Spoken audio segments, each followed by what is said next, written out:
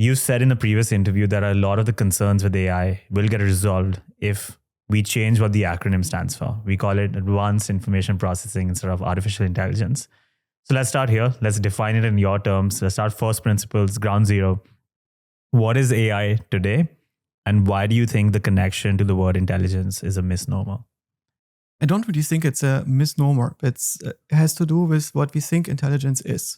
And when AI was started, I think that Minsky did see it in the tradition of understanding the mind as something that can be mechanized, that can be understood as a natural process. And natural processes are in their very nature mechanical, which means there are interactions between moving parts and space. Yeah. And so once we understand the mechanisms that underpin intelligence by teaching a computer how to think, we will also make progress on understanding who we are and what minds are in general. And so in this sense, Minsky's AI was philosophical. But machine learning is not very philosophical. It's mostly very pragmatic and empirical. So it's an attempt to build statistics on steroids in more advanced ways, but in ways where you tinker until something works. The transformer success was something that was difficult to predict by the people who did it. It was just simply that CNNs, convolutional neural networks, they are a way to prime a neural network based on the insight that when you want to understand pictures, that the neighboring pixels tend to be semantically related.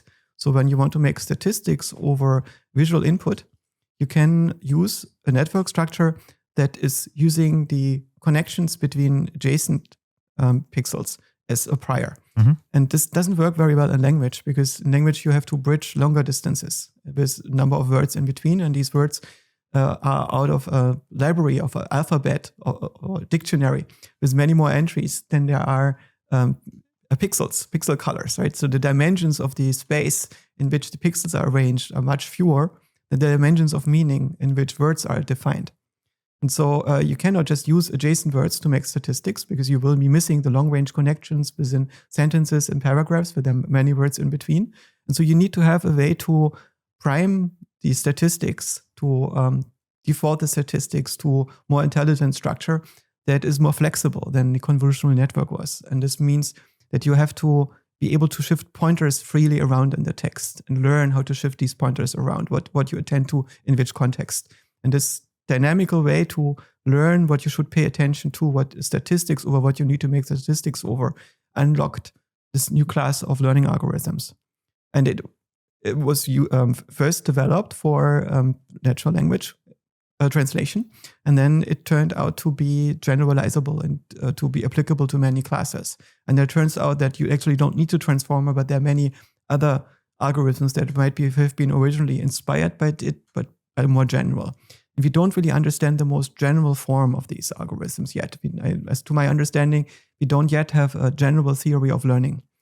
And this relates to a current debate that happens within AI, where on one hand you have people like François Chollet, who do recognize that intelligence is the ability to acquire new skills. It's not just the ability to perform well under certain circumstances, as we measure in human IQ testing, because humans develop somewhat similarly.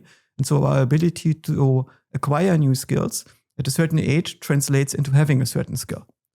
And so by measuring the skill, for instance, recognizing certain patterns efficiently, you have a good proxy for how well people are able to acquire such skills. But this doesn't translate into AI programs very much, because there are many ways to acquire skills by brute force. And just having the skill, for instance, playing chess, does not mean that you are very good at learning how to play chess. And so recognizing that intelligence is actually not having a skill, but the ability to acquire a new skill given certain resources and data is a new insight.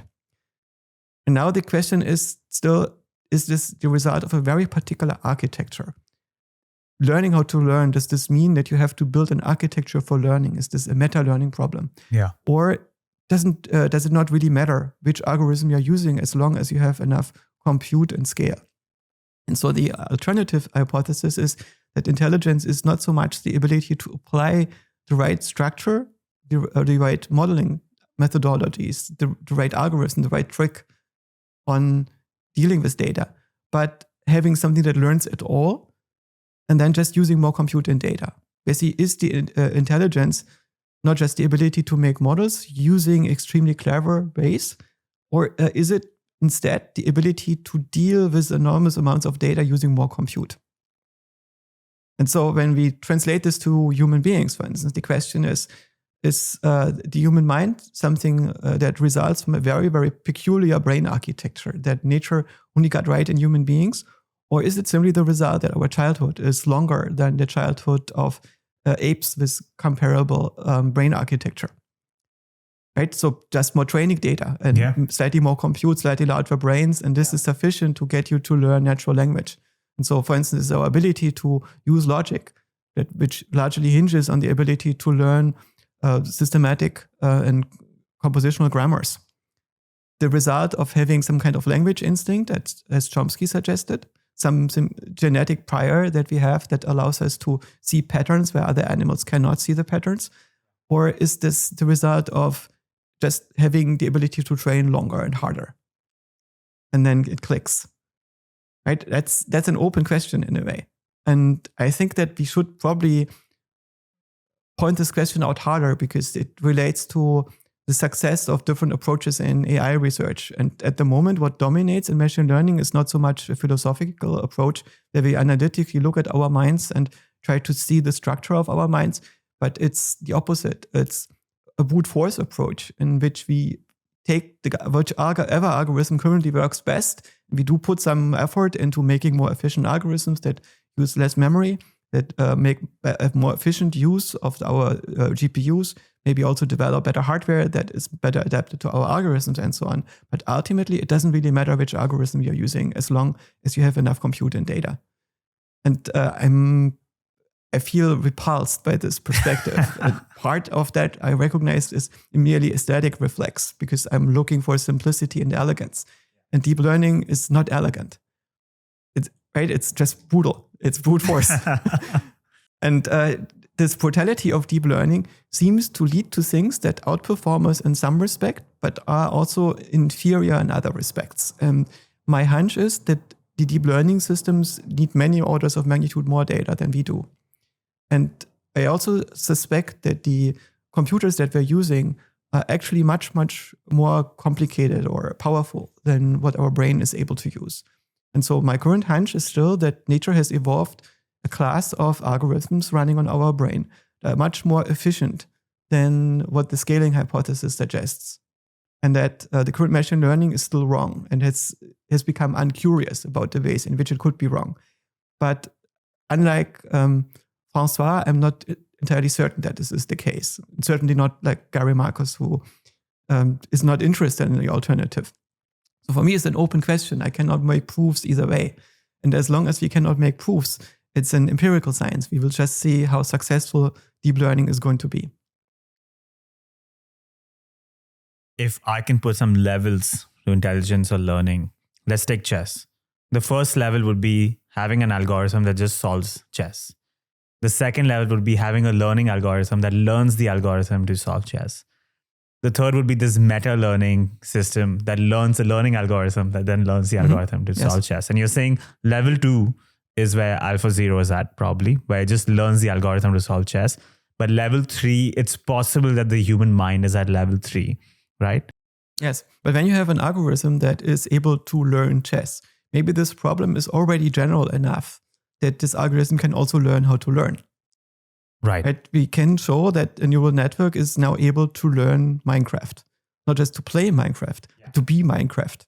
But you've seen this Oasis simulator probably that is giving you a simulated Minecraft. And the simulated Minecraft is not perfect.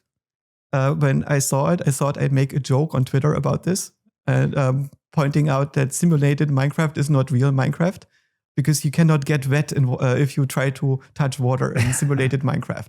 This is a favorite argument of dumb philosophers who say that simulation can never be the real thing because simulated water cannot make you wet. Right. And I thought, let's find a good illustration for this. And I Googled it. And indeed, I found a video where somebody is trying to get into the water in a simulated Minecraft. And it doesn't actually work because the neural network was not able to pick up on the dynamics of the water. So the attempt of the person to actually go underwater consistently failed. And the person didn't get wet. And so I found that reality vindicated the philosophers. The simulated Minecraft is not real Minecraft.